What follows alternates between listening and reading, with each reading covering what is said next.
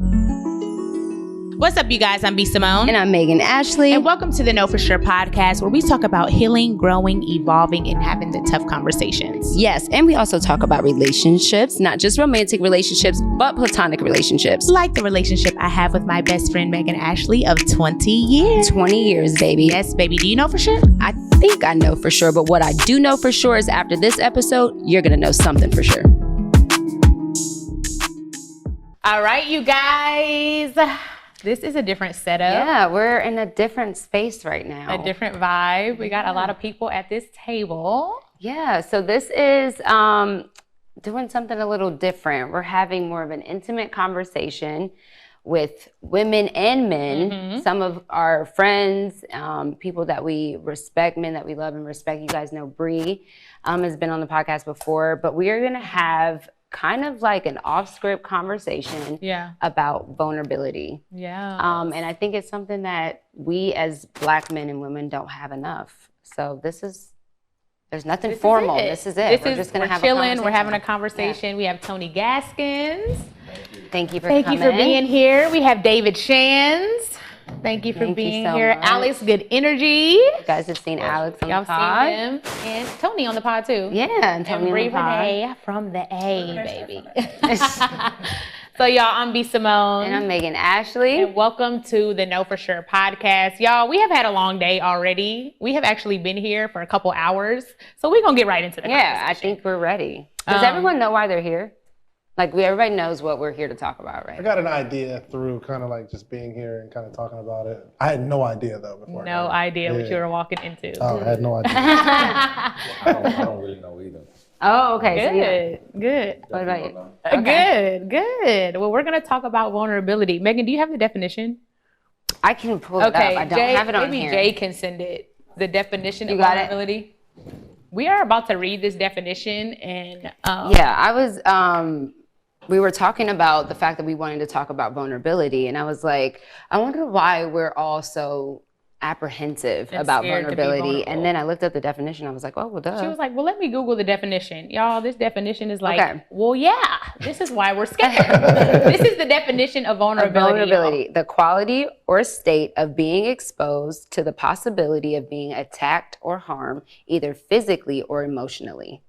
That is the definition of vulnerability. That makes complete, when I think about what vulnerability is, as I knew about what we were doing. And when I was doing my makeup and my hair, I'm like, why do I have a problem with being vulnerable? And it was literally for that reason. I was like, because I feel like what I'm releasing control of the perception that you have of me. So if I give you all of my honesty, transparency, and truth in the ugly, then now you have the right to judge me. You can use it against me. And so that's my biggest fear when it comes to being vulnerable. And I didn't even know that was a definition. So period. I'm a scholar.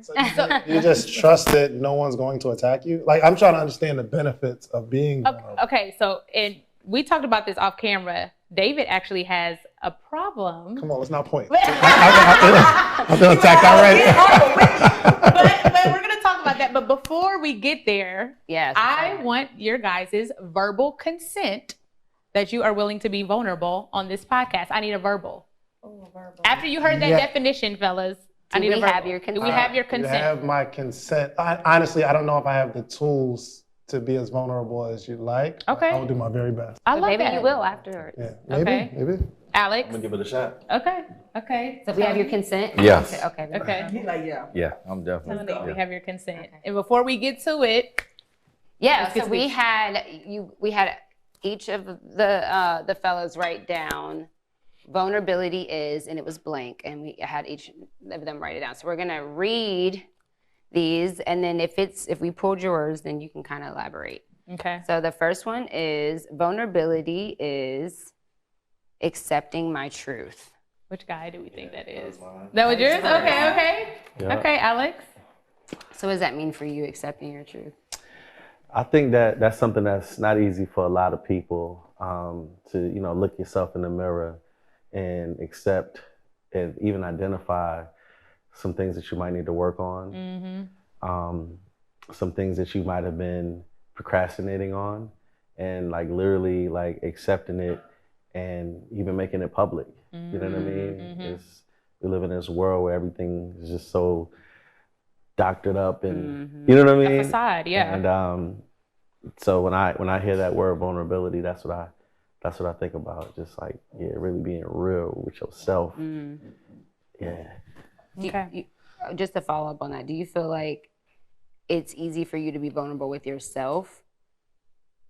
Like, is that still a struggle? I know it's one thing to be vulnerable with other people, but like when you say look at yourself in the mirror, like, do you have those moments where it's like hard to accept those truths? I think it's harder to accept it for yourself than even other people. Yeah. You know what I'm saying? Because you have to do it with yourself first Yeah. before you can even be honest with other people. Yeah, you got to live with that. You got to live with yourself. Yeah. You in your own brain. You got to like live with that. So when you say accept, it's different from acknowledging. So acknowledging is like, because I feel like we all know our truth, but have you accepted it means like I'm okay with it. Sometimes you don't though. You never Sometimes get to you're that. not aware. You have to become aware of it before you can like. Right. Yeah. So I think that's what it is. I think it's two parts to that. Like what you have to do with yourself before others. First, you have to be aware. Then you have to accept it. Like you saying that's a real major step. Because if you can't accept it, then you can't even share it with others. Oh, you can't even fix it. I'm gonna go a step further back. I feel like you have to, before you can even acknowledge and accept it, you have to be willing to see whatever you see. Like I have to be willing to even actually have a mind to be open to see that I might see something I didn't expect to see, something I don't like to see, something that maybe I was blinded. Like you have to have the mentality to even go into the mirror being like, I'm open to seeing whatever the truth is, even if I don't like it. And I think that's the scariest thing, is to look at yourself in the mirror and finally see something that you never saw before that might have been there the whole time. Can you give me an example? Like, I've had to address loneliness and codependency.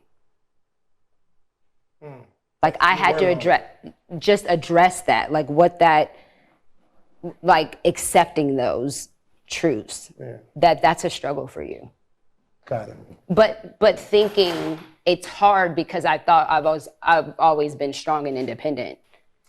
So like I can handle this, I can do this. I can do it. I'm fine. But then when you were put in position where it was like, can you?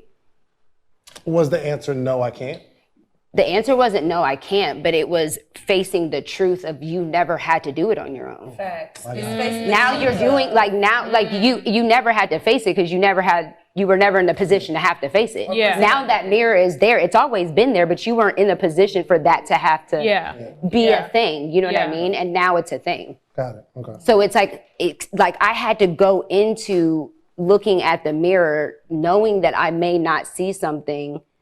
Do you know what I mean? Before I can even accept it, before I can acknowledge it, I have to go in saying that I may not be as great as I think I am. Yeah. Well, I think that's the graceful way to go into it. But sometimes you don't even get the opportunity to choose that mirror. Like to be like, okay, I'm open to seeing this. Sometimes that mirror just hits you. in the face. And it's like, okay. But do you think it hits you because you've avoided them? For sure. Or you're in a different season. Yeah, you're in a different, you have avoided it and now you're in a season where you can't. Because I dealt with that with confidence. I've always been confident. In one season I walked into, I was like, I'm actually not confident anymore. In this season, I am not confident in this season. I've been confident in every season. That the mirror hit me. Yeah. I didn't go looking for it. I was like, I actually am not confident. Right. So you didn't sit down with the openness to be like, I'm gonna be open. Same thing with me. When, like I was telling you off camera, in this season, being in a relationship, I realized I always knew like, oh yeah, I didn't grow up with a father, but I didn't realize because of that, I've never been disciplined by a man. I've never been corrected by a man. I've never had to cater to a man. So it was like, I wasn't open to seeing how I lacked. It made me feel insecure. Like, dang, I thought I was this good woman. And it's like, yeah, on paper, until you have to deal with the things that you lack. You know what I mean? So it was like, wow, just that mirror. I didn't choose to be like, I'm going to be open to, it would just hit me. You know, so I think sometimes we are open, and then sometimes God, life seasons force you to be like, look. To shift. Let's do the next one. Okay, vulnerability is dangerous. David. That's David for sure. That sounds like David.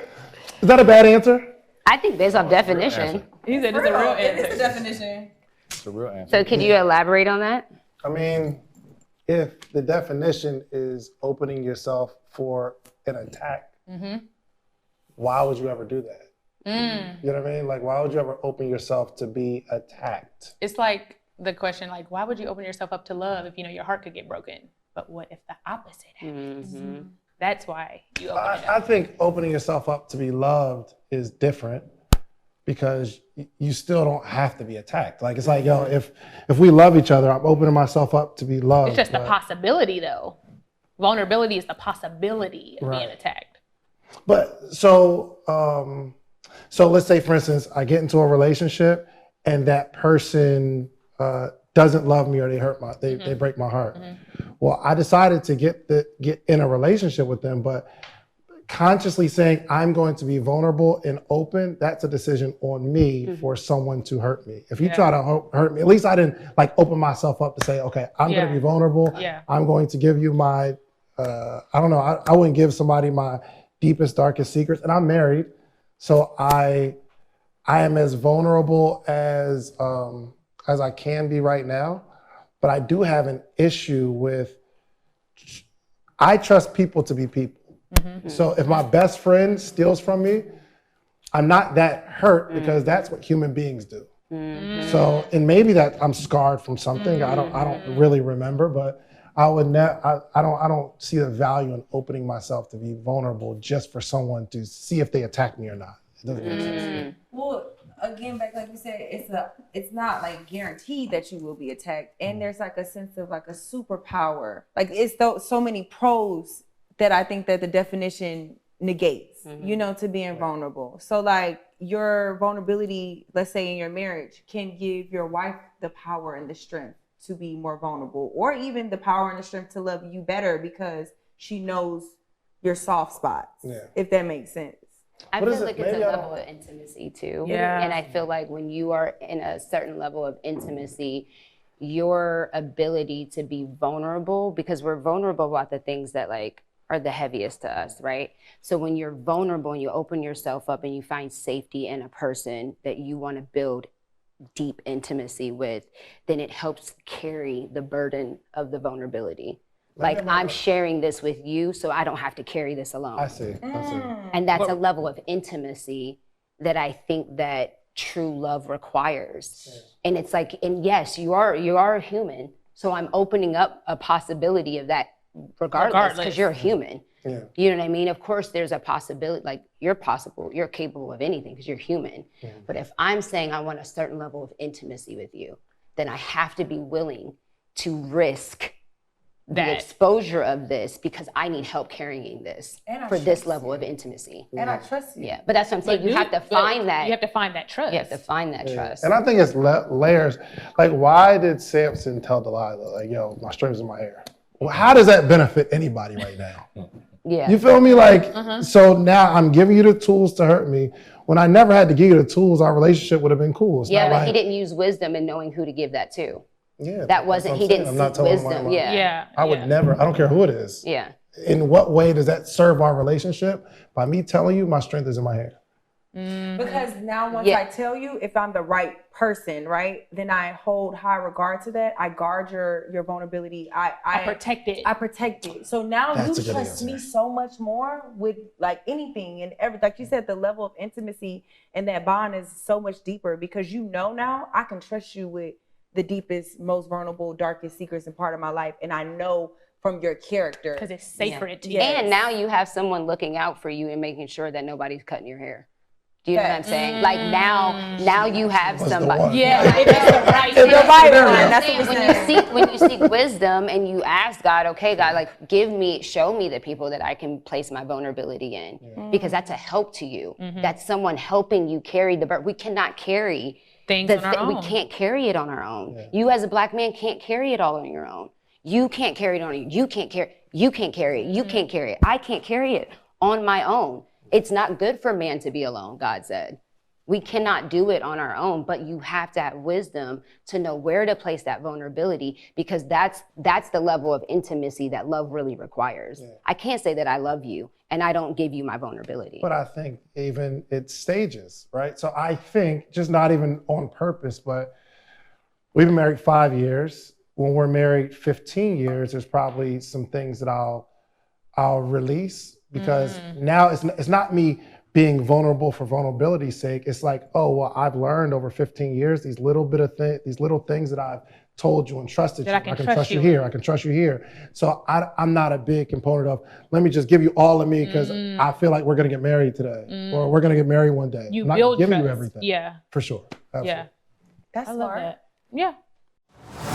All right, you guys, hold on. Okay, this episode of Know For Sure is brought to you by Maybelline Instant Age Rewind Eraser Concealer. Do it all with the concealer that does it all. This episode is all about concealer. Conceal it, baby. Go back to episode 1, zoom in. Zoom You'll in. see.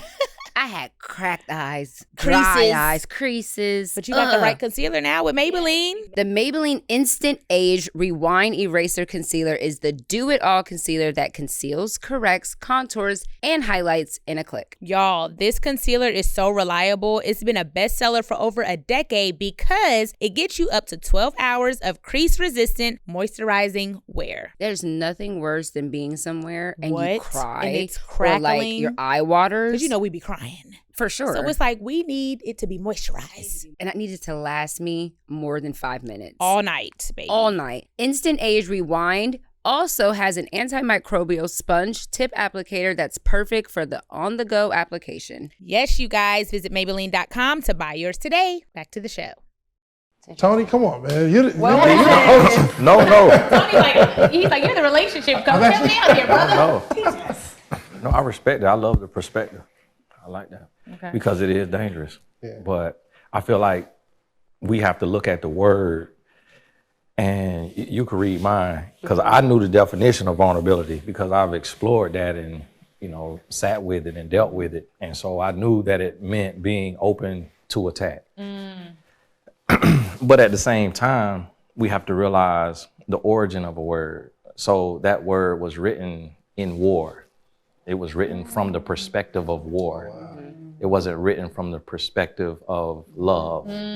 So had the author of the word been in love, vulnerability would have meant something different. And so, Ooh, that's good. So he was looking at it as a negative thing. That's Like, yo, we're good. vulnerable here. We need to close that up. Instead of the opportunity to be protected, Right. the opportunity to be welcome, Or the loved opportunity to be unconditionally. loved unconditionally. Because the definition still applies, but Yeah. it's just not showing the other From a side different of it. lens. Yes. Right. Yeah. That's good. And Tony's definition or a response was being open to love and be loved, Yeah. because that's what it is. and that's what I would say the definition means if you were relating it to love. Because like they say, all is fair in love and war. So inside of a relationship, you may not have love, but we equate a relationship to love. And in a relationship, you get hurt. And when you get hurt, the person who hurt you is not operating from love. So love and relationship is not synonymous, but we equate them as if they are. They can be, but I had to realize that sometimes I'm too vulnerable. Because if you're too vulnerable, you bleed on people.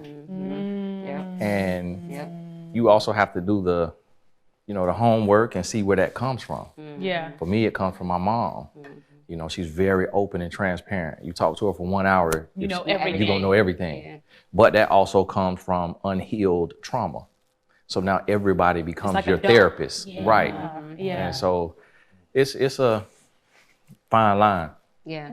I think the thing that I love about your response is like to love and be loved is that love is really a decision and a choice. And when you open yourself up, like everybody's love languages is different, right? So say like you open yourself up to your wife to be vulnerable, and then like you're vulnerable and then her response is something that you weren't expecting.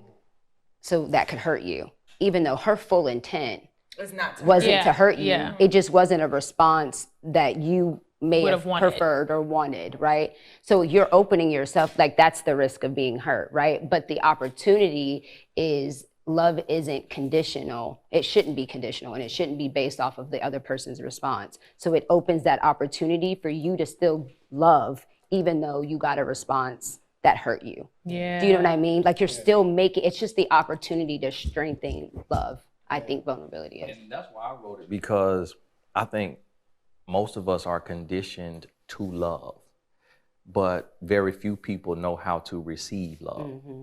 So if you notice, when you give somebody a compliment, they put their head down, oh, no, I'm not. Versus looking you in the eye and say, thank you, I appreciate that. Wow, yeah. And so that's when my life shifted, when I learned that it's one thing to love somebody, but it's a whole nother feeling to allow someone to love you. And in essence, all men are vulnerable. That's how, if you're in the streets, so many guys get set up to be killed. Mm-hmm. Because their woman knows where their stash is. Mm-hmm. They know where the money is. Mm-hmm. Somebody knows. So it's, in essence, like, he has an amazing podcast. If he tells his wife in the first year, the secret sauce to my podcast being so successful is my relatability and people respect my character. Mm-hmm. Well, if he cheats on her and she now knows he's successful because he's respected, now she becomes Delilah and cuts off a stream of income and ruins his whole life. So a lot of times we compare apples to oranges because we're thinking about Samson and Delilah, but for us, our Samson may be our work. Like, our strength is not our hair, it may be our business. And our woman knows that from the first month. You can see it, yeah. If you're paying attention to your man, you know his strong suits, his weaknesses, whether he points it out or not, but you might not know. I think, and as the relationship grows, you do learn what ticks him off or what could really set him off to the edge. The more you pay attention, that's love. I think you are attentive to what it is that you love. Mm-hmm. Have any of y'all ever been vulnerable with a woman and it not turned out the way, like it was dangerous, opposed to being welcoming and loving? Yes. Really? They're all like, Alix is so sweet and cute. Alix said, yes. Which camera is mine? Right. Absolutely. That is why I am here. What happened? Okay, tell us about it. He's like, well, you ain't gotta go into detail if you don't want to, but we would love some vulnerability. Man. Okay. And do you feel like it put a guard up now? You know, like it affects you now? Yeah. So, you know, when I had never met my father, 39 years, it was like an abandonment thing, I think, that I had. And, you know, anybody that I've dealt with, especially on a dating level, that's something that you can't really hide. Like, I never met my father before. You know what I'm saying? And I think that unconsciously it kind of created, like, not only abandonment issues, but even commitment issues, you know what I'm saying? And I think that revealing that kind of left me open a little bit. And, you know, yeah. He's like revealing that. What happened? He's in interview mode. You're not the interviewer today, brother. But what happened? Did she use that against you? Did she bring it up in an argument? Because I think that's important, like, and we're going to talk about that later, but Black men being vulnerable and Black women creating a safe space for them to do that and not being the Delilah. You know what I mean? I think that there was times where if I wasn't being in that moment who she wanted me to be, or if my actions weren't up to her liking in that moment, she would always throw, you need to meet your father. Ooh, that's so mean. Wow. Weaponizing. And that's the first time I ever said that. Wow. But I realized that was kind of like, oh yeah, you got daddy issues. Like, you know what I'm saying? That's why I shouldn't have told you nothing. Or because of your humanity, like, I'm gonna point your humanity to a problem. Like, even if it had, maybe it does have something to do with your dad, but even if it didn't. But check you know this what out. I mean? But look at the effect of it though. Now, there's times now where I'm using it as a crutch. Where, like, if I do something, like even if I'm wrong, I'm like, I start blaming it on that as well. You know what I'm saying? Like, it opened up that can to where now I'm using it as a crutch. Wow. Wow. Yeah, yo, that's crazy. And I that's feel what like it's made a me. double-edged sword. Yeah. Like, it's either way, it's bad. Yeah. It's either causing you not to take accountability and shifting blame to him, or it's just it's putting a every issue, I mean, yes, our issues come from how we grow up. Yeah. And there's a part of that, but it doesn't mean that like you didn't meet her standards meant that you have daddy issues because you didn't meet her standards. You know what I mean? Or every little thing that she didn't like, it's because you got daddy. Like that's not good either. Yeah. And that's probably not the only trauma you face in your childhood. It doesn't mean that issue was from that trauma. I don't like when people weaponize a vulnerable moment or a vulnerable, like something really vulnerable and weaponize it in an argument. Yeah. I think that It's is horrible. one of the meanest things that you could ever do. And especially with us as women. I was just about like to say we that. cannot You cannot do that to each other Yeah. or to men. Yeah. Like that That's is why your daddy on crack. it's Like, hold on. Jesus. I told you that. Because it's gonna make you shut down. For sure. It's gonna make For you sure. not share it with other people in Now the I can't future. trust you. Yep. You know what I'm saying? Yeah. So it's a dangerous game. Like I see we had that word dangerous. Yeah. You Yeah. know what I'm saying? Yeah. It's a dangerous game. Yeah. You know what though? Everybody does it. So everybody is vulnerable and everybody preys on vulnerability. But I think a lot of times we don't process that we're preying on vulnerability. So it's kind of like, I was about to say, do an example. it's kind of like if you got a man and you know he's a spender because his heart is big. So you'll get on your phone and go on Instagram and start looking at shoes and purses and I really love this. I really love this. And you know tomorrow it's going to show up. So if you know somebody that they'll drop everything they're doing and come help you move. Wow. You'll make sure you get on the phone with them. Oh, what you doing? Well, I'm trying to move, getting ready to move. Oh, I'll come over there right now. Versus just giving them the opportunity to show you that they're a good person and saying, hey, will you come help me move? Wow. But that's being vulnerable. That's being vulnerable, but we'll float it out there to prey on the vulnerability. And it's in subtle ways too. And we do it in business with like sales. Yeah. Like if you know it's a certain time of year or you know it's a certain type of person Black Friday. and you selling a All right, certain y'all, way. 2 hours left. Yeah. 6 hours later. All right, y'all, I'm going to extend it. Right. It's like you knew you was going to extend it when you said 2 hours left. Yeah, right. I'm Yeah. praying. Yeah. Yeah. So we're Ooh-wee. all actively participating In some type of way. Until you somewhere. become intentional. until you become So what I realized in business, what I would do is I would stick to what I would say. Like I'm on this guy's mailing list and he would do that. Hey, got a sale. And then at the end of the sale, he would say, Extended. it's extended Yep. for 24 more hours. Yep. And then at the end of that, he would say, it's extended 48 more hours. Yep. So he created scarcity and everybody responded to the scarcity, but then he played on that and he extended it. So what I would do, if it closes at 11:59, I'll close it. That's it. and that's And then when 50 people write in, hey, sorry, you missed it. That's it. I want you to know that I wasn't playing on you. It really ends at 11:59, but I had to become aware that I was preying on vulnerability in relationships. Wow. And so I think that's something that if you flip it versus being the victim, yeah. because to be open to be attacked also means you're in position to attack. Because that means if you can attack 'Cause if me, you that attack means I'm me, close enough to you That I can that I can attack you I'm too. going to protect myself. So it goes I both might ways. retaliate. Good stuff. Whew. Is anybody else's? I know. Anybody? I was gonna say, just being vulnerable as a Black woman too. Sometimes, even though you would naturally think women are supposed to be vulnerable, we are the emotional creatures. I think because of the society pressures that we're faced with, I feel like as a Black woman, I've had to like suppress emotions, be super this one way all the time. Nobody ever sees me upset. Nobody ever sees me angry because I don't want my vulnerability to be weaponized in that way. Like, God forbid I have a bad day. Yeah, then Now- you're the angry Black woman. Now you're the angry Black woman, or now she's the emotional woman. Yeah. Like now we can't depend on her to show up and do her job because she might have a bad day. Do you feel like it makes you weak? Yes. Okay. Like to be vulnerable, and I can be vulnerable in close. Like I don't even know if I can say I can be because I'm struggling like with different levels of vulnerability. But I feel outside of my house and my close friends and family, it's harder. It's like I can control what I give you, and as long as that always stays the same, then this is what you know of me, and you have no room to change that perception. because I'm in control. Of I'm in what you see. control of what you see, and the minute I relinquish the control, now I can't. I'm open to attack or judgment. Yeah. Yeah, see, I don't.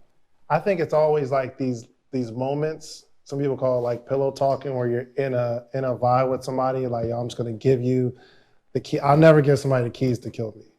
I don't care who it is, because again, I trust people to be people. But I think it's like these little moments where you're feeling safe with this person. And maybe that's a challenge that I've always had, but I've never felt safe with people. Ever. I feel safe with my daughter because she loves me regardless. Yeah. Like there's no reason that she loves me. She just loves me because she loves me. If you date somebody, your wife loves you for a reason. Like there was some qualities that you had and your wife said, yo, I like those qualities and I think he'll continue to give me these qualities, so we're gonna get married, right? But guess what? Actually, your daughter does love you for a reason. Because, and how old is she? 2. She's 2. I was about to get rid of him. He took his jacket off. It's hot in here. It's swishing. And I have a point to prove. Don't take his jacket off, then it's a wrap. No, right. I got a little hot. Yeah, a little warm. But what I was gonna say is because I've heard a lot of men say they love their daughter more than they love their wife. But what I didn't say that first. No. Hey, honey, I didn't say it. He talking. I don't agree. No. But it's because of that same reason. It's because a daughter comes from us and there's no motive and she didn't ask to be here. But at the same time, she loves her father because he is her provider, her protector.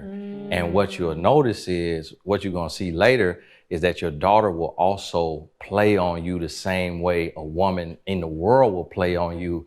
Daddy, I need a car. Daddy, I need a diamond Cuban chain. That's a fact. Daddy, I need this. And literally will have you over fruit snacks. Will have you on skid row and have you taking care of her kids, have you picking them up, dropping them off, and you losing your mind and you like, hold on, now this is my daughter. But she's not at that age yet. But even when you think about it, watch your 2-year-old. Watch how she. Oh, she be playing me all the time. You see what I mean? But you don't equate it to that because you love her. Yeah. You're gonna protect her. You're gonna provide her. And you think she's innocent. Yeah, and she's loving you, like you said, because you're giving her that consistency of knowing you're gonna be home every night, knowing she can depend on you, knowing you'll be there to change a diaper. Like she's used to that, because if you weren't doing that, she wouldn't just naturally still love you. Yeah, there's a lot of women who have fathers that know their fathers that don't love them just because they weren't that figure that they needed. Yeah, but I mean, the reason I think it's different is, one, like when I come in the house, she runs to me arms every time. No matter what. Yes, it's not because I have something for her. It's literally unconditional love. And when I spank her, she'll still hug me and get closer because she just loves her dad. Period. So in terms of it, and it's not like I need to tell her my deepest, darkest secrets. There's a different. I've never felt this way about anybody else in my life. But for other adults, I know how to measure what I'm giving. Like I never give you something to kill me, period. There's not these moments of pillow talk that I'm ever having with anyone that says, you know what? These are my secrets. These are why, you know what I mean? I just don't do that. A question that maybe everybody can answer based off what you're saying right there. Because you keep mentioning the human factor, right? How like you don't trust. Like it's hard to trust because people are gonna be humans, right? Is there anybody that we 100% trust in our life right now that we're 100% vulnerable with? Is there anybody? I don't think that we trust ourselves 100%. I don't think 100%. Yeah. Nobody? 100%. You still have those. 99%. Yeah. I trust my mom. Yeah. Okay. I know for a fact, no matter what, and because I've been through seasons and things with her, I know for a fact, no matter what, she's still going to love me. Yeah. Even if she disciplines me or chastises me or teaches, because I'm grown now, but she might still enforce the truth of the matter, but she's still going to love me. I'm still, no matter how much I mess up, no matter how bad the mess up is, because I've been there in a space where I thought no one would love me. And then she told me like, no, you're my child. I'm always gonna love you. So you fucked up. Yeah, but you my shit. But you facts. So I trust her to love me like that. Yeah. But other than that, no. Yeah, my mom was the same way. I mean, she's because I think the nature of that relationship, like parent and child, it's not like we got together, for a reason. Yeah. Everybody else that's in your life, they liked something about you. Even your day ones, your best friends, something there. Yeah. So my mom was that same. And I don't build trust. I'm the opposite. I give trust. And then let them mess it up. Yes. Which causes me to be more vulnerable. And like you said, I still have boundaries. Everybody don't know everything. But I trust very easily. And I get, I've had issues with that. But I'm saying I give trust first. I don't build and see your track record before I'm vulnerable. I just am vulnerable. And not always, all the time, but I'm kind of the opposite. So I feel like I'm kind of upfront with a lot of people. Yeah. I have 2 people in my life. One is going to be shocking, but one is my mom for sure. I'm like 0.1 up under 100%. Yeah. Trusting my mother. You know what I'm saying? Yeah. Because I've seen her not change at all from before I became who I am today versus who I was. My mother would love if I moved back home right now. Facts. That would be like her dream. Her dream for me to move back and stay in that room again. Yeah. Right? Yeah. My dog. I was gonna say that. My dog. You said he for literally sure. He don't even he like had to find me just now. They walked him just now, and he was like, "No, where's Alix at?" He came all the way to the window. That dude right there, Richie.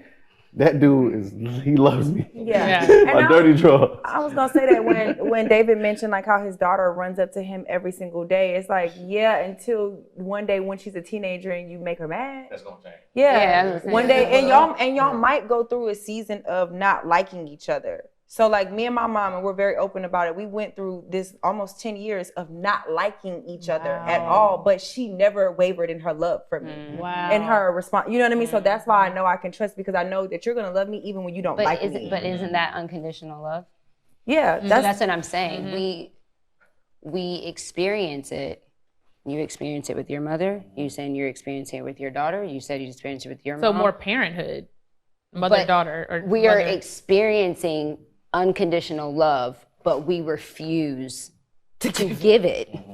But we're saying we experience. You're saying I experience it. My daughter loves me unconditionally. My mom loves me unconditionally, no matter how many times I've effed up. My mom would love if I moved into the house right now. So we're experiencing, yet we're choosing not to do it.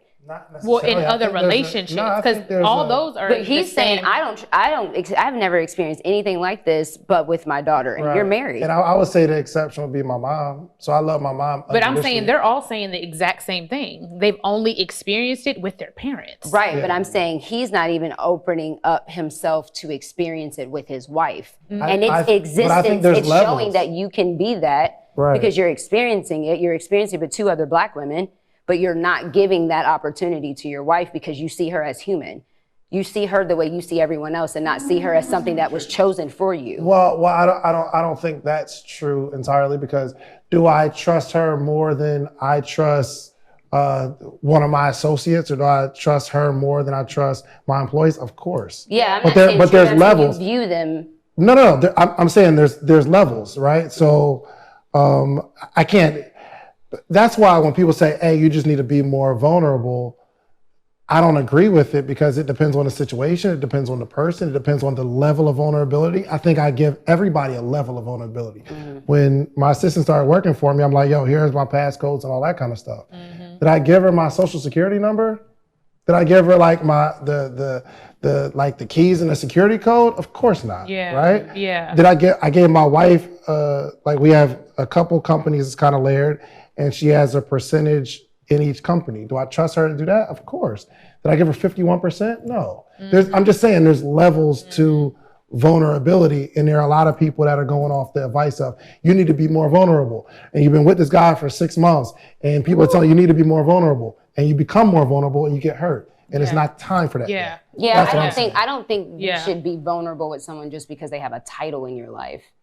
You know what I mean? Agree. I think that there has to be a certain level of wisdom that is sought out to say, who can I trust? Because like for me, I don't naturally trust anybody ever, because I believe that people are human. I know what you're capable of. You're capable of anything. You're a human. So if naturally I don't trust anybody, but I got to a place where it was becoming toxic to say that like I don't trust anybody, when I felt like for me, God was like, well, when did I ever ask you to? When have I ever told you in my word to trust anyone? Yeah, 100%. It says, put all your trust and faith in me. And then by me being guided by him, then I know he leads me who to trust. Go put your vulnerability there. Yeah. Go put your vulnerability there. But it's making me seek him first so that I can know where to place my vulnerability. Yeah. Do you know what I'm saying? Yeah, and it's not a sense of like, oh, a title, she's your wife, so she deserves your vulnerability. I don't think you should have a wife that you don't feel like you can be vulnerable with. Yeah. Like in my mind. Wouldn't you have to earn that vulnerability first to become the wife? Yeah, that's what he's saying. 100%. Yeah, but he has the highest level. But even so, that first year, levels. are y'all saying the first year that you're married to somebody, you should be 100% vulnerable? Of course not. I thought I'm not married, so I don't know. Never been married, but I thought that I'd have been vulnerable with my boyfriend. Right. See where I'm at. Single. They know all my secrets. I'm like, Kobe don't say shit. Look, nigga. Right. If you say this on That's what I'm saying. If you would have sought God out about what information to tell this boyfriend, you probably wouldn't have done it. That's what I'm saying. It's like we're not. For me, I've been divorced, so I feel like I know more about marriage than people that maybe are still married because I know the cost of it. And I would never get married to anyone that I could not put my full vulnerability in. Because I'm saying I want this to be a lifetime commitment. I want the same vulnerability as your mom, you're gonna share that with your husband when you get married. Probably more. Yes. I feel like I should. It's interesting. A woman and a man. It's interesting. Most men never fall in love. Most men never allow themselves to love. Now, I agree with you. Like, I don't agree with prenups. Yeah, I was gonna say, did you get a prenup? No, I don't agree with prenups. I don't agree with, Oh, you're not vulnerable. Be vulnerable, bro. I'm in a different position too. Yeah, and he should, but I believe you should be completely vulnerable. But at the same time, you also have to know that even if you get hurt, there's healing. And what is our definition of completely vulnerable? That's because to him, he's like, this is the highest level of. For us, is it like, all my deepest, darkest secrets? What is the definition of complete? There's nothing that you don't know about me. I think that depends on what you view, like, if we're talking about marriage. So from the rooter to the tutor, you know everything about me. There's nothing anybody could tell you about. I don't think that's vulnerability because I'm constantly, and as long as I'm alive, going to be learning things about myself or don't know or realizing things about myself. I think the vulnerability is I trust you to share things that I would never share with other people. So it might not I'm saying everything. It's not everything because I don't know everything. That's what he's saying. Yeah. I feel like I'm giving you not enough, but I'm trusting you with things that I'm more vulnerable with you than I am with anybody else. Mm-hmm. I mean, do they need to know like what I wore in my 4th grade picture? Right. Not. Yeah. But do you need to know that like I was sexually assaulted? Yes. Mm-hmm. You need to know that. And that's a vulnerable thing to say. I agree. You need to know that. Or do you need to know that my credit score is, or what my relationship with money is? That's vulnerable, but you need to know you're my husband. Mm-hmm. You got to know that. Yeah, I don't think I've ever, I never had a thought and said, I'm not going to tell my wife this. I've never had that thought. Right. But I've never like sat down and thought, okay, what are all the things that I can tell her that I was? No, I don't think it's that. Right. But if something comes up, are you free to share that with her? Does it I would, like if you were like scared like, about something or anxious? You said I get anxious sometimes. Yeah. You're like, I get anxious sometimes. Mm-hmm. When you get anxious, do you open up and tell her that? Like, I'm feeling anxious right now. No, but not because it's like I'm trying to hide something from her. It's just, no, it's not about hiding. That's how I handle my stuff. I just handle it. Yeah. Yeah. As women, would y'all get tired of your man if he came to you every day with his stress and his worries and his fears and like put it on you and depended on you to like, rub his head and every speak day? Life? Yeah. Yeah. I would get annoyed. Yeah. Every day. And when I say every day, I don't mean literally, but I mean there may be a season to where you going through for 30 days. And that right. I'm okay with. But there has to be like, you've shown throughout the history of our relationship that you can be down for a season, but back. You know how to, at least you're taking the steps that are necessary to get yourself in a better position so that you can continue to lead our family. Mm-hmm. But if you're not putting yourself in that position to lead our family, then yes, that's going to be annoying to me. Mm-hmm. I don't want a man like that. Mm-hmm. Yeah, I agree. And I think that for women it's different. And then maybe I'm wrong, but I think that marriage requires a different level of vulnerability from women because as your wife, now you are responsible for me in kind of like every kind of way. So, spiritually, So it might not require the man to be as vulnerable because, and I hate to say it like this, but men might feel like it was all gonna fall back on me anyway. So if I have to fix it, why share it with you for me that didn't have to fix for it to be back on me? But as a woman, you're sharing with your man because it's gonna help you fix it, or he's responsible for you. Like he takes on, I have to share my credit score because now he's financially responsible for me. He needs to know these things. I have to share my sexual past because now he's sexually, you know what I mean? He's responsible for this. And I think that women, we should take on a level of responsibility more to alleviate men feeling that pressure. Yeah. I want to take it up another notch. So we got 2 married people and then we're not married, right? So we're talking about vulnerability.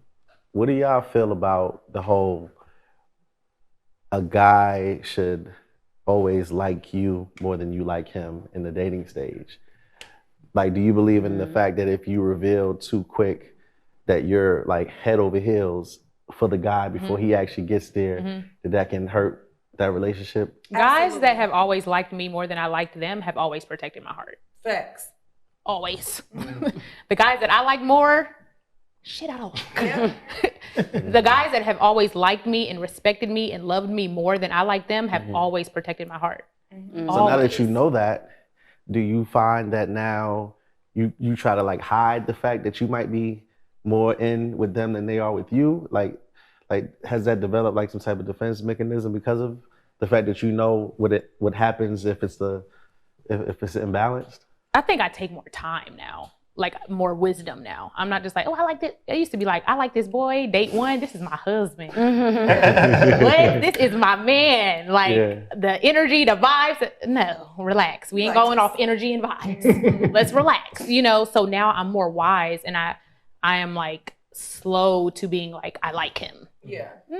You had fun. Yeah. Right. You actually don't like his character. You're infatuated. And a lot of times, and even with what I had learned, the same thing is like, did you really like his vibe or energy, or did you go because you liked him so much, you overcompensated for the vibe and the energy, so you really liked yourself? Yeah. you liked the fact that you had on him. Exactly. Yes. So that's why, as a woman, it's important to, like you said, scale that back sometimes and just be more reasonable, realistic. And I think women too, we kind of reserve ourselves from saying how we feel because women are naturally intuitive. So we kind of just know ourselves and know what we like kind of quickly. And then too, it's like, if you are the guy, like for me, I want you to lead that. Like if you like me, I want you to say you like me. You want to pursue me, I want you to pursue me. I don't want to like have to play games or drop hints for you to be like, come get what you want. Do you want me? Then come get it. Hey KFS fam, this episode of Know For Sure is brought to you by the new L'Oreal Paris Bright Reveal Dark Spot Serum and Broad Spectrum SPF 50 Daily Lotion. Dark spots, game over. Ever since summer ended, I've noticed an increase in sunspots, you guys. The Bright Reveal Dark Spot Serum visibly fades all type of dark spots up to 40%. And after 2 weeks, skin looks clearer. You guys, it's so amazing. It will brighten up your skin, clear up your skin. And I know from experience. This serum is made up niacinamide, a top dermatologist recommended brightening ingredient that helps reduce the appearance of dark spots, and antioxidant ferulic acid and amino sulfonic to help gently exfoliate skin surface cells. If you want to get rid of your dark spots, y'all, SPF is so important because 100% of dark spots are intensified by the sun. The Bright Reveal SPF 50 Daily UV Lotion is a lightweight and non-greasy sunscreen that has an invisible texture, y'all, and it primes well with makeup so you can stay protected every single day. The Bright Reveal SPF 50 Daily UV Lotion includes UVA, UVB filters to provide broad spectrum protection from UVA aging and UVB burning rays and antioxidants, vitamin C and E to help protect against environmental damage caused by free radicals, y'all. Listen, you guys, paired together, this Derma validated duo visibly reduces the look of dark spots in just 1 week. Discover the new Bright Reveal Dark Spot Duo. Visit Target, online, and in stores to buy yours today. Yeah. Yeah. Don't wait for me to like say, hey, I like you. Like, I don't want to lead you into that. Like, I want you to know for sure. Yeah. That you and like I think that women, when we overexert ourselves or we are the pursuer, then it kind of makes the man feel comfortable. Like, oh, bet. I got her. Exactly. Yeah. Now let me, because y'all, well, so they say men need the thrill of the chase. They need to feel like it's, you know, they're accomplishing something and conquering it. So if you just give it every to time them, I've been mean, they've been on my ass. Okay. I mean, how do you guys see that? I mean, obviously you guys are married, so you can say from your perspective of dating. The fact that they're married. Yeah. I want to know, like, how was that experience? Like, because obviously our wives won. Like, they actually got y'all, right? So did they kind of make it a little tough for y'all, or were they kind of like just head over heels and you was like, all right, well, like, how'd that work? Who pursued who? I'm more vulnerable than my wife. Wow. So she's very stone cold. Like, she doesn't express her feelings. In 16 years of marriage, she has never said we need to talk. Wow. That's crazy. She has never said Because I've said that every other day. Every other day. We need to talk. Every 45 minutes. But I feel like that's why I give so much. And I call it human physics. Like, if you chase, they run. And if you pull back, they come. And so the thing about it is as a man, if we're vulnerable and we're giving, we actually set a level of expectation that a woman cannot meet, because she gets so comfortable and spoiled that she doesn't reciprocate because she's receiving. But then if the man pulls back and he's like closed down and shut down, then she comes and rubs his back. Hey, how you doing? What's going on? Here goes some food. For sure, what's going on? And so, acting different. You're being weird to me. yeah, that's the dynamic. It's the Yeah, dynamic. for sure. Can we cuddle? What about you, David? What was it like for you? She was like, she like all the time. She's like, I filled out a resume, and I was about to say, David was like, I looked at her resume, her job references. like, you. I'm extremely logical, man. So Yeah, it's not. yeah. I'm always thinking with my head and not necessarily my heart. But again, like I was saying, I don't know that I have the tools to do anything other than that. Are you open to it? To receiving those tools and exploring that, yeah, or no? Yeah, but yes, I am. Okay, But it's like, where do you get them from? You have to start somewhere. Therapy. Yo, that's why even this conversation, like, You're like, this is why. I know when she sees it, we're gonna have a talk. But I'm like, dang, man. in his defense, I think this is dope, because I'm sure there's a million black men out there that are like, I'm not Tony, I'm not Alix. I resonate with that. How. I mean, I've never been. And I think it's cool that you're open to the idea of it, and even sitting down having this conversation based on vulnerability. And you're like, dangerous, don't do it, 0 stars. You know, so this is the first step. You know, but So what do you do? I think you're being vulnerable. So what am I supposed to do? But you're doing it now, though. I think you being open about my experience is different. Accepting your truth. Accepting your truth. You're being vulnerable right now and saying, hey, I think logically, I don't let love lead me. Like, I thought that's being real. And I think that there's value in that, and there's a place for that. But I think that there also has to be a balance to everything. I think it can't ever be more this than that. There has to be wisdom and logic and love and vulnerability and like, you know what I mean? I think that there's ways to get a balance in that, but you just have to be open to at least exploring those questions. Why is it hard for me to be vulnerable? What am I afraid of? Or was there something that happened that made me be like, whoop, never doing that again? Like Alix was saying, like, I expressed that, one person ruined it, and now I'm conscious of it. Like, even if I might want to share it, don't, because I know I've been through that.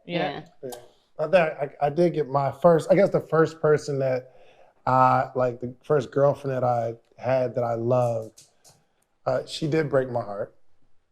But I never said, you know what, this next person, I'm just going to be standoffish. It's just happened how that it way. happened. How it happened that way.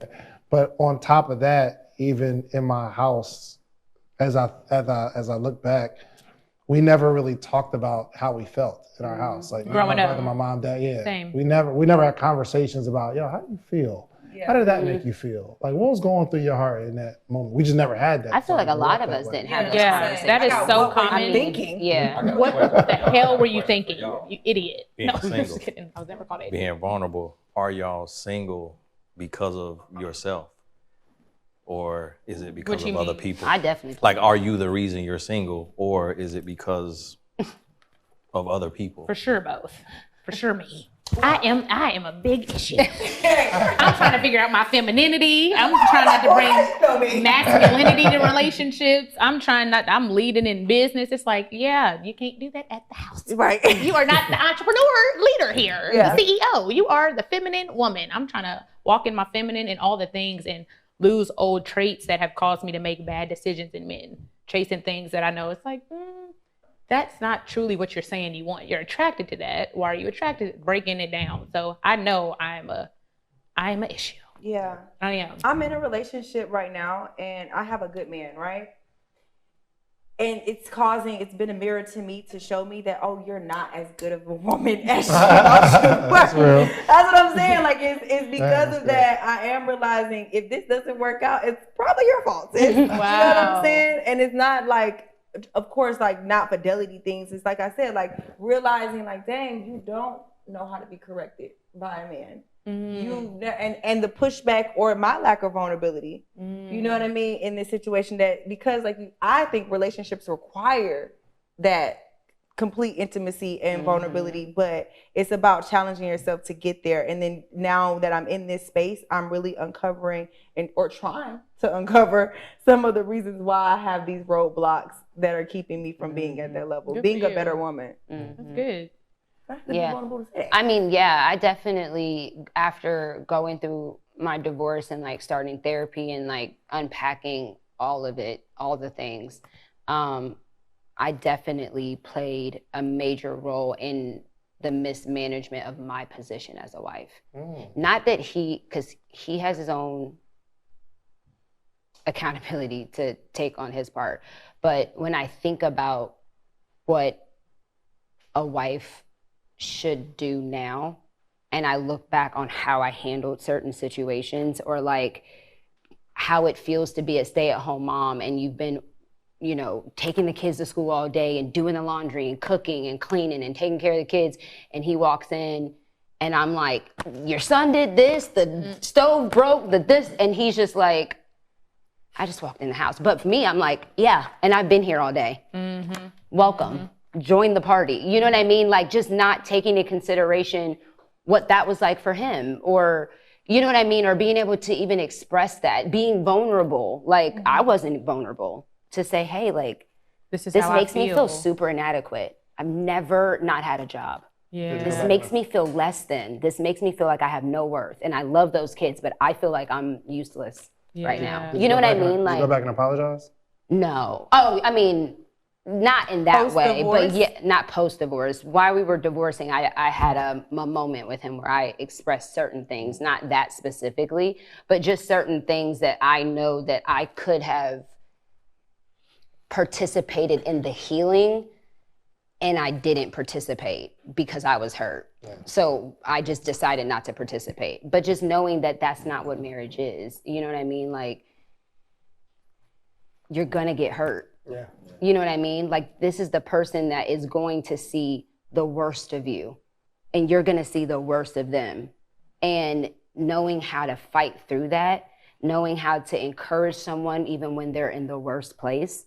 You know what I mean? Like, there's so many things that I wish I did then that would have made the end of this not so hurtful.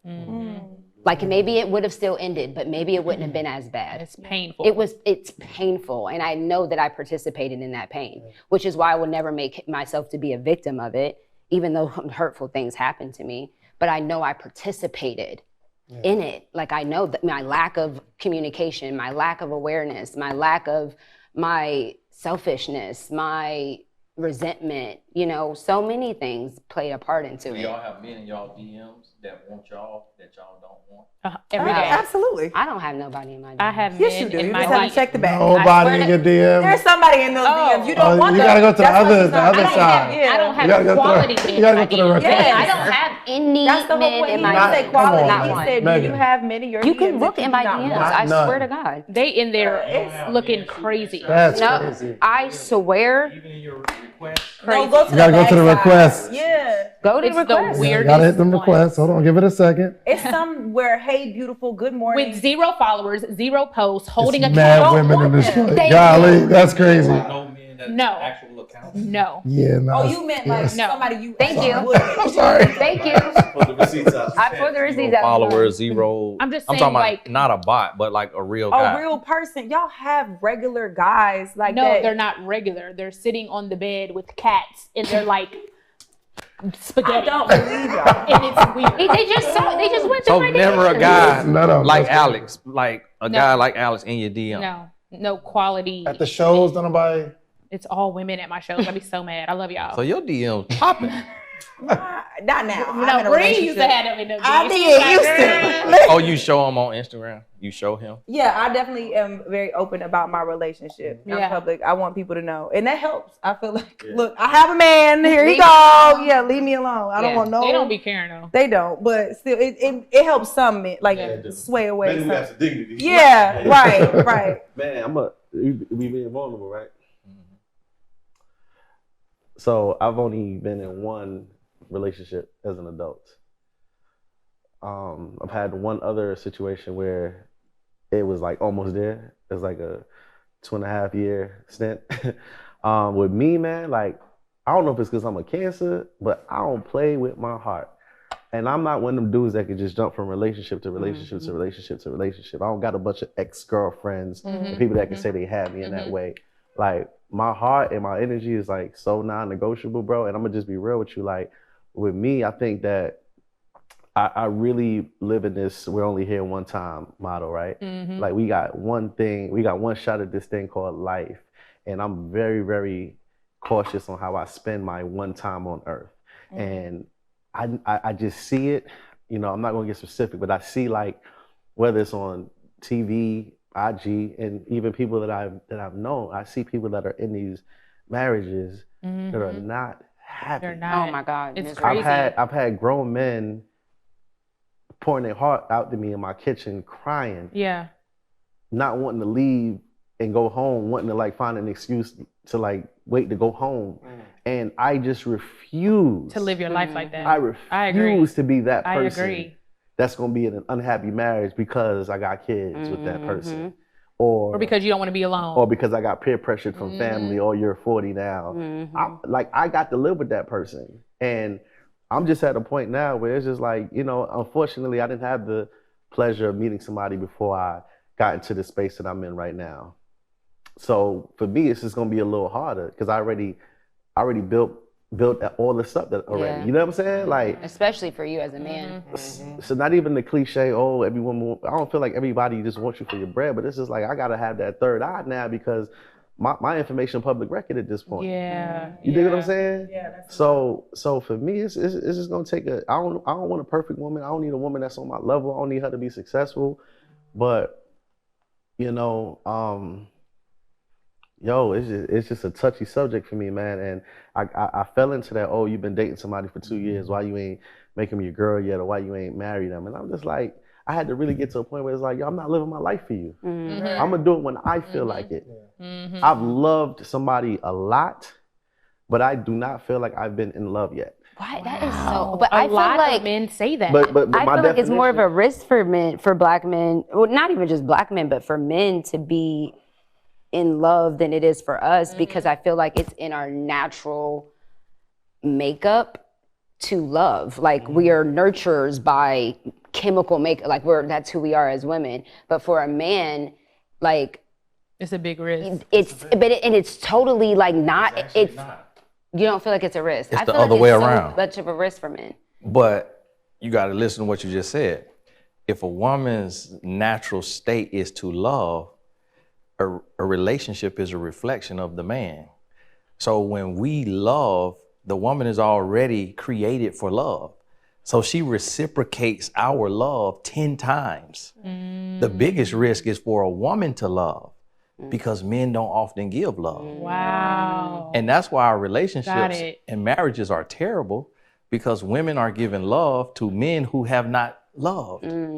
And they're giving themselves, and the man is not being vulnerable, he's not being open, and he's not being faithful. Yeah. So when a man tells you his marriage is miserable, ask him these questions.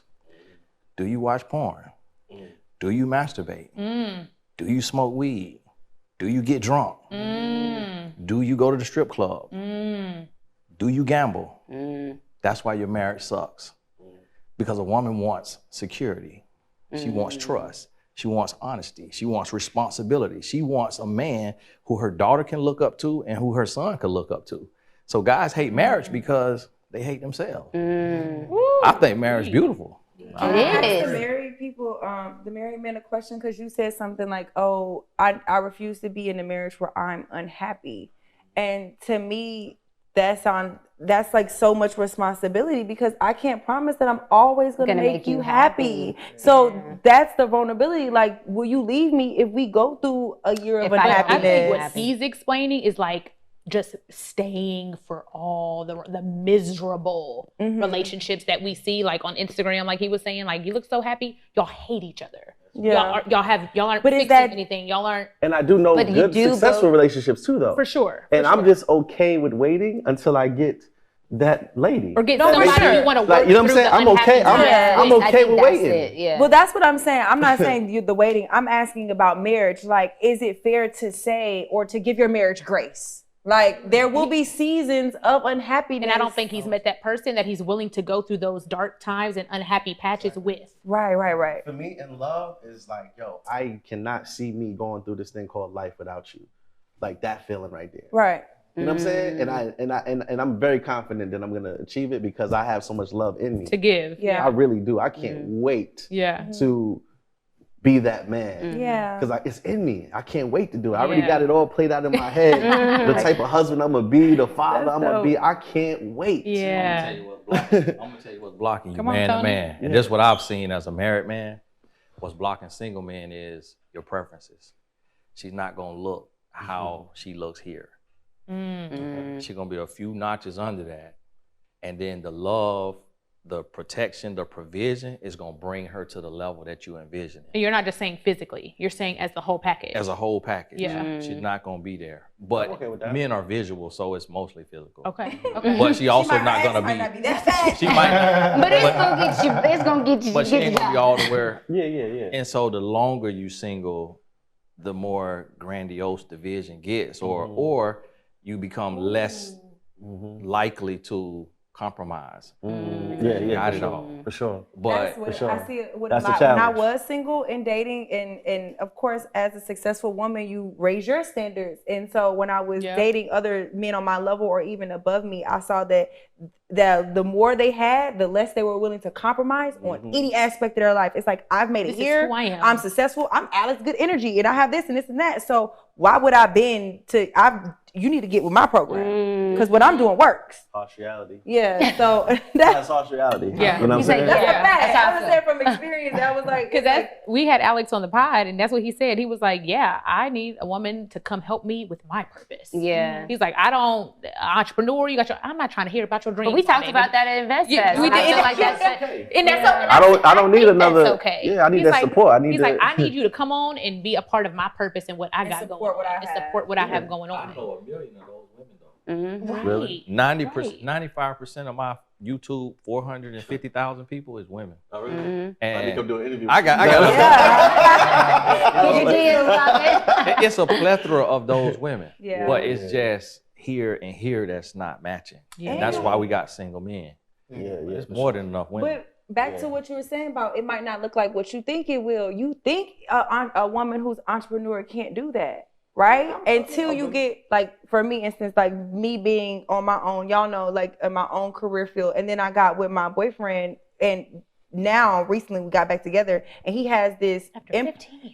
13. That's so crazy. Right. We've dated on and off for 13 years, right? So then now that he's in this time, the break apart, he's built this company. And now that I'm apart, I'm like, wow, I've never been so eager to help build a company, even though I'm not abandoning my dream and but I can see me being an asset, being a complete asset and a helpmate to his purpose. So you think it might not be a woman with entrepreneurship skills, but it might be her entrepreneurship skills that come in to help what you've already I'm cool with that. Challenges could be is that because you're so used to that, one person that could be that one, the time she can't come over to your every beck and call, or she can't just go out of town with you because she got some work to do. That creates a strain because like Tony said, in your head, you got this ideal person that when I say, yo, just pack, don't even pack your bag, we out for a week. And they're like, no, I got work to do. Yeah. You're like, I don't like this. 100%. It's gonna be a challenge. It might not even be work. It might be, hey, my mom is sick and I need to go choose her this weekend, or you know what I mean. It could be anything. Yeah, but that backyard gonna make it hard, bro. That backyard is insane. Yeah, we're literally shooting at Alix's house, and it looks like a resort. In Miami, and we're in Atlanta. Personal club right now. Yes. You know, I just feel like it's possible for us to create a life like your real life could be a vacation. Yeah. You know what I'm saying? And I want my kids to experience that I just like I already got my kids' room set up. You know what I'm saying? Come on, manifest. I'm ready. You know what I mean? But it got to be right. I am not playing with my heart. You know what I mean? I know you're not 100% guaranteed to get it right. I know that. But you know, not meeting my father and having that abandonment, like that's really the reason I want no kids. Like I was always careful. Good for you. With the intimacy part of my life, because I'm like, I gotta stop. I gotta break this now in my family. You know what I'm saying? So I will be the father that I didn't have. Good. I will be, like, it's I've decided that. You know what I mean? Yeah. And I can't wait, but we'll see what happens. So as Black women, in what way can we help Black men on this journey to being more vulnerable? Especially after you said there's a statistic that most men are not in love. Like most men that are married have never been in love. Like that is warping my. I'm just like, that is insane. I believe it though too. But that's not a statistic. That's just men in general. Okay. That's just. I believe it. Because we killers, we warriors. You know, this the same people that you sitting on top of a roof looking through a scope, blowing somebody's brains out for a country that may not even love them. And then that same person is supposed to come home and drop everything and be vulnerable. And then the woman wants to be protected and to be provided for, but you can't be on the front line if you weak and open and scared. So it's a hard balance for a man to find, how can I be vulnerable but yet be a protector? So how do we create that space for y'all? Go ahead. No, go ahead. I don't have the answer. Okay. So I think what works for me and my wife is we are learning each other. So in the beginning, it was, so tell me how you feel. Tell me what's going on. I could tell something's up, like tell me what's wrong. And I don't want to share. And then it becomes an argument. But as we mature, if I don't want to share, she lets me not share. And when I'm ready, I can come, right? So it's learning the other person, right? Brii said, I gotta get off his back. That's because I literally had this argument 10 days ago. Don't tell me what's wrong. He was like, you cannot force me to talk to you when you want me to talk to you. And I'm not trying to force you. I'm trying to help you. But it's like, no, you're trying to get me to have this conversation. I'm not ready to have this conversation. Leave me the fuck alone. Trust me, Brii. And you all take it from me, a single man or dating man, leave him alone. I'm telling you. Because the conversation can go left. It does. If you have it at the wrong time. I've had a situation happen recently where I'm feeling some type of way. Something happens at 5 p.m. on a Thursday and I'm feeling some type of way. And I'm a really great communicator. Like I'm really good at expressing myself and talking. But in this situation, I said, you know what? We normally text good night every night and all that good stuff. I did not do it that night and I did not talk to her. And then I slept on it. The next morning I woke up, I had my acai bowl. I had my chef come over. You know what I'm saying? I had my slaves walk my dog. Real talk. After I had my acai bowl. Massage and my daily facial. And I thought to myself, I don't need that bitch. No, I'm just kidding. Yo, I had my acai bowl and I just, all right, cool. And I made the call. And we had an amazing conversation. But I know that if we would have had that conversation in that moment, it would have went a total. It wouldn't have went like that. And she didn't pressure you to have it. She have a choice. Yeah. I didn't answer the phone. I went left on that so many times. I was like, Gotta wait till the morning. And been participating in the agitation of it. Yeah, and I think that there can be a balance in it by saying, hey, can we agree on a time that I can give you that space? Can we agree that after that time we can check back in, and maybe if you're at a place that we can have the conversation, then we have it. But if you're not in that place, then maybe we set another timer. So maybe it's a day, maybe it's an hour, maybe it's 48 hours. But I think for people like me and you, because it's like if don't tell me that you're mad about something and then don't talk to me. And then you want to wait a day. I can't. That gives me anxiety. Or you walking around the house acting like something wrong, but you won't tell me what's wrong. That's like that can drive a lot of anxiety. But you can just say, hey, all right, I get that you might need space, but we're both in this relationship. I need a conversation. You need space. So let's agree on a time that we can compromise. We can do both. I got something for you. You have to have this conversation that we're having right now with your guy when nothing's going on. Yeah. Yeah, 100%. Not in conflict. Or just suppressing the need to know in the moment and saying, yo. Give him space. Okay. And guess what? And he has, I gotta get that same energy. Tell you, I gotta make sure that if the roles are reversed, I can accept what I'm giving out too, though. You know what I'm saying? But we have a conversation while we're in a good space. Like, look, there might be a situation that we fall out about this something. This is what we're doing. If I'm not ready to talk, just understand. I'll use the example I just gave y'all. So now, if it does happen, now you remember. You know what? This is one of those things he talked about. I'm gonna wait till tomorrow. After he has his acai bowl. That's what I'm saying. Not even in a good space. When it happens, just be mature enough to say, I'm going to let this pass. Because it's like internally, I have so much to say. And I want to get it, like, I don't know. It's just getting your shit off, and it's not progressive. It's not productive. I'm gonna tell y'all two things that helped me. And one, my dad taught me, he said, in a time of peace, prepare for war. And that's what you just described. When nothing's going on in peace, you prepare for war.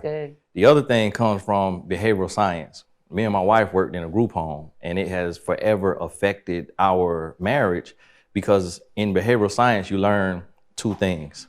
If a person is not harming you or harming themselves, but they're showing a maladaptive behavior, like walking through the house mad, sitting and pouting, but they're not hurting themselves and they're not hurting you, you ignore, then you redirect to another topic, another conversation. When they pick up there, then you reinforce. The opposite is if they are hurting you or hurting themselves, then you stop the behavior. Then you redirect them to a new behavior, and then you reinforce that behavior. So when I'm walking through the house pouting, because my wife knows, like, you know, like if I'm just, meaning like if I'm just sitting there, I'm looking mean. Your wife know your energy. She will ignore me. Then she will redirect. You want something to eat? I was just about to say that you want something to eat. And then she will reinforce when I say, I want some. If I say no, she'll say, okay, cool. And then she'll sit down and eat. And then that makes me open up because she's not reinforcing my maladaptive behavior. It takes so much. But y'all reinforcing the behavior. So now it makes the man want to keep pouting and keep acting up because he gets attention from y'all when he show that face. Wow. So but is it setting those kind of boundaries or setting like, not rules, but I guess they would be boundaries of like, okay, cool. If I have a hard time of saying what's wrong in the moment. So if you ask me what's wrong, my first initial answer is gonna be nothing. I'm good, nothing. That's my first initial answer because I don't know how to say, it feels too complicated for me to be like, da-da-da-da-da, right? But I need it to be checked in the way of like, okay, if you don't wanna talk about it, that's fine, but you're not going to walk around here with an attitude. So take yourself somewhere. If you need time, take yourself somewhere. Don't be here if you're not ready to talk about it. You know what I'm saying? Like that would be a thing for me. Like if you need space, take the space, but don't be in my space. So it's go to another room? Like go to another room. Or leave the house, go to walk. That's not fair though. That's not fair because it's his house. Or I will leave. Like somebody needs to separate. But it's not fair though because you have to be able to give someone their space, meaning if they want to sit there and pout, but they don't want to talk about it, then let them sit there and pout. But when you tell him to remove himself, you're saying, make me comfortable. I'm saying that's what I've gotten on my side. Like, because if I'm not ready to talk about something, I've been that person that's like, I don't want like nothing, but it's because I'm not ready to talk about something. But I know that my entire demeanor. And you saying the man telling you if you don't want to talk? I'm saying I can see how that's fair to be like, well, go take yourself somewhere then. If you're not ready to talk about it, then leave. Like, remove yourself. Don't just be sitting here pouting because but you're saying that's okay to pout. Yeah. Like let a person be in that space. And also we have to understand that we're not to fix everything. Mm-hmm. Sometimes your presence is healing. Mm-hmm. So if somebody's sitting there and pouting and you're like, well, if you don't want to talk, get away from me or I'm leaving. No, if you sit there there in it with them, they will start to heal. What's the opposite of that? And because grow. I'm a person that I am anxious if you're pouting. I cannot walk on eggshells. What is wrong? I can't just go eat. And I'm anxious, and that comes from my childhood of going through that with the person that raised me. So that's trauma with me. You're pouting. I'm anxious. I'm sweating. I'm nervous. What do I say? So now I'm going through a whole emotional roller coaster because you're not talking. Yeah. Mm-hmm. So what does this person do? Now you know your pain point. So once you identify your pain point, now that's what you know you have to work on. So what you do is when he's pouting, you sit right there beside him and support him. You watching TV, Lord. you right there in their presence. I'm like, what? But when you do that, now your brain rewires. You build new patterns.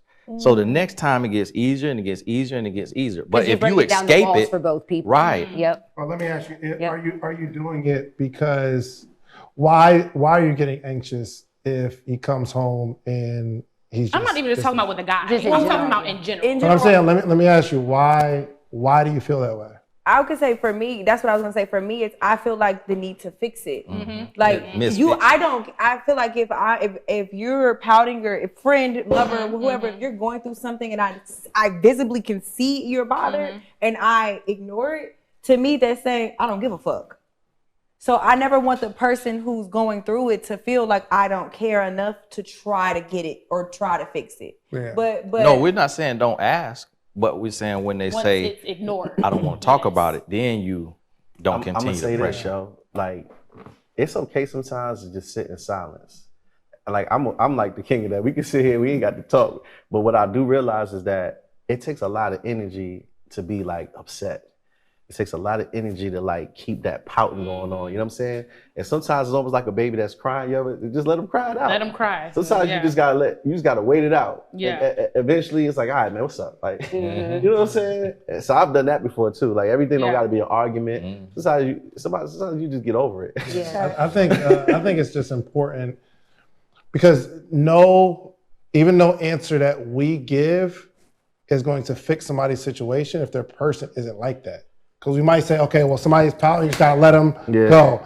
Well, that person might be acting like that so that you can come fix it, right? So I think you gotta learn that person. You gotta learn. Yeah, you gotta learn them. Yeah, you gotta have the conversation. And it's like you start these patterns and it's like they're doing the psychological thing. They're going to make their food. But like even when it's like, yo, God damn, we're playing the fucking therapy game. Asking the person, what do you want me to do? And now they're gonna make their food and sit there. Now I have to go. They pop with it. That's good. But sometimes I feel like it's okay that it's like that until you build the pattern. Yeah. I think like we're trying to go after perfection instead of just practicing. Like just practice. Like maybe it will turn out great and maybe it will turn out bad, but that's the vulnerability in it. It's like we are never going to achieve perfection. We're going to fuck up, all of us. We're going to mess up. We're going to hurt each other. I'm going to say something wrong. You're going to say something wrong. I'm going to say something wrong. They're going to, we're vulnerable every day. We're on social media. We're vulnerable. Yeah. I think this is something I'm going to go home and practice when I get home, but I've never asked my wife in this scenario, because it comes up where I'm just having a day, I don't want to be bothered. She's asking me, what do I gotta, what's wrong? I never asked her what she wants to happen in this scenario, or we create some sort of standard. And she never asked me either. She never said, hey, when you come home like this, what do you want me to do? Yes. And if she asked me that question, when you're doing this, right, what are you hoping that I do? And maybe in the scenario, it comes to my mind and say, well, I just need a hug. I just need to make sure I didn't do nothing. And then I can come home like, hey, it's not on you. lot of stuff going on. I just want to, then I feel safe to say, this is what's happening because I know the result. Yeah. But you have to have that conversation, and both people have to know their play, like, what's your role? 100%. I'm gonna do this, and you're agreeing to do this. You're just gonna leave me alone. All we're gonna do is practice it and like commit to the practice of it.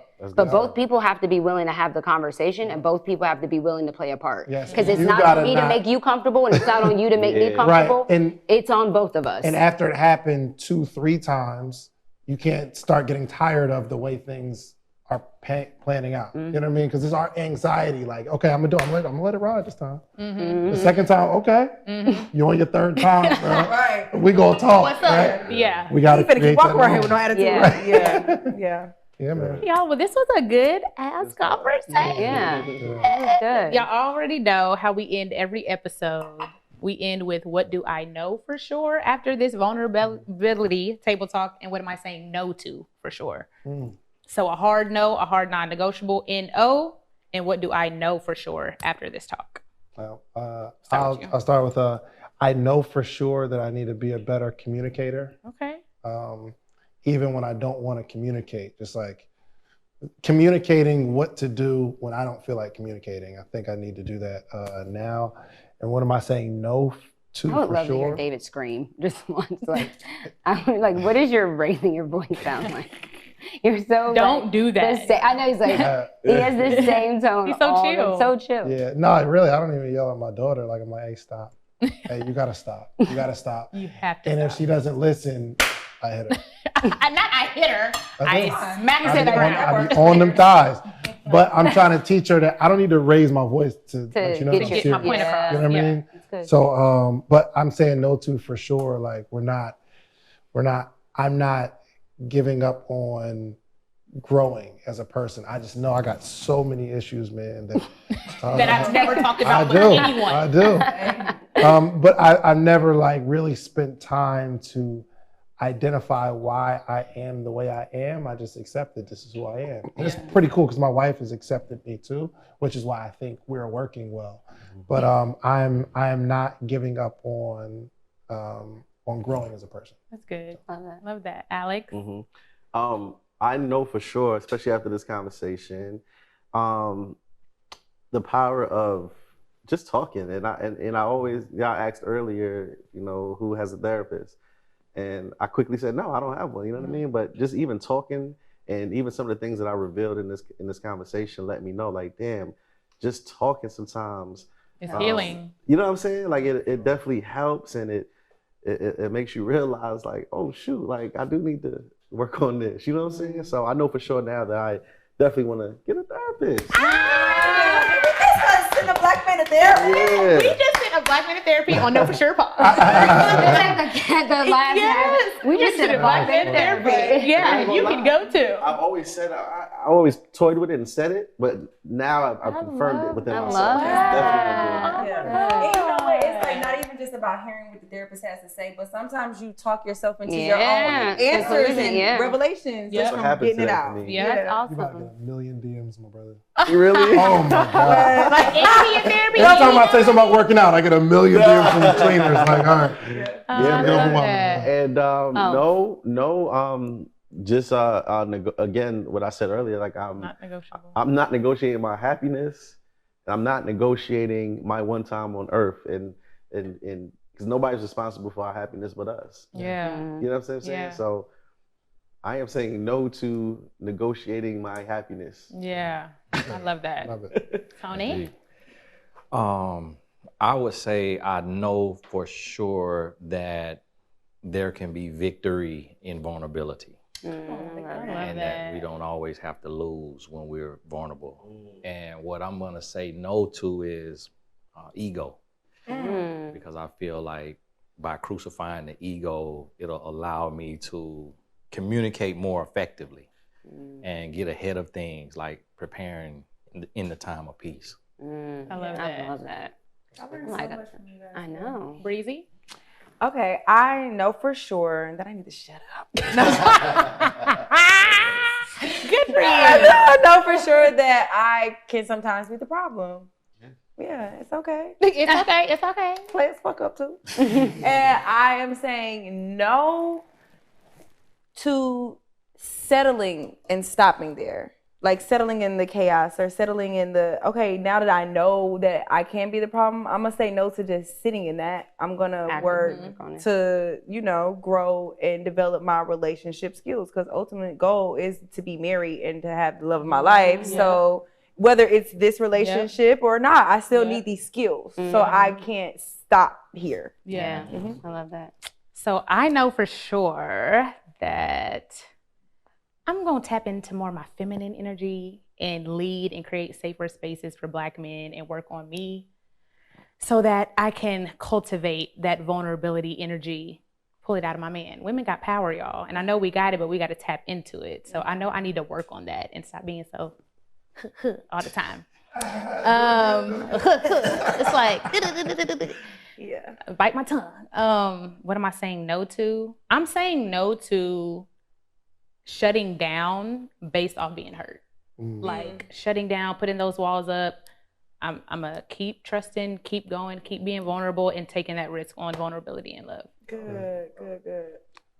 What I know for sure is I'm super grateful to have the men here to share that vulnerability on camera and to tap into that in different ways, like how each of you had different perspectives. Like I know for sure, like I'm super appreciative of that and would love to see that be perpetuated from this. Like I want to see more men be vulnerable and more conversations like this where we're not screaming at each other, we're not throwing water at each other and being like, fuck you, and cussing each other out, but we're just having like intelligent conversations and learning from each other. So I know for sure I appreciate that. I'm gonna say no to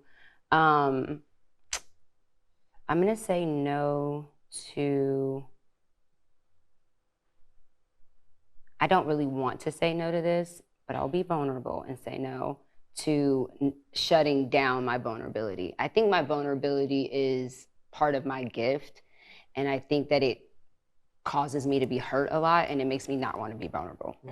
So I want to be less vulnerable, but I know that it's part of my gift. So I'm going to say no to like being jaded and hurt and being, you know what I mean? And just like not wanting to be vulnerable. I'm gonna say no to that. This is great. Vulnerable on 3. Okay. I want to say this. Wow. I want to say this at the end. I've done a lot of interviews, podcasts, etc. But my favorite ones are the ones where like after 5 minutes you forget the cameras are here. Yeah. This is definitely one of those conversations. Thank you. So I appreciate y'all for you guys are watching. Thank you. Thank you guys. Thank you, David. Shands, you guys. Alix, good energy. Tony Gaskins. Make sure you follow these amazing Black men that are doing amazing things. And Brii Renee. This was great. She's at this point the third host of the podcast. She has been on so many episodes. Thank you guys for watching. Tapping in vulnerability. Tap into your vulnerability. Black men and Black women. I'm B.Simone. I'm Megan Ashley. We love you guys. Know For Sure podcast. We'll see y'all next week. Love y'all. Bye. Thank you guys so much for tuning in to the Know For Sure podcast. Make sure you keep the conversation going and use our hashtag KnowForSurePod. Yes, we want to see you guys share the hashtag KnowForSurePod on all social media platforms. We want to keep the conversation going. And follow us on all social media platforms, Instagram and Twitter, KnowForSurePod.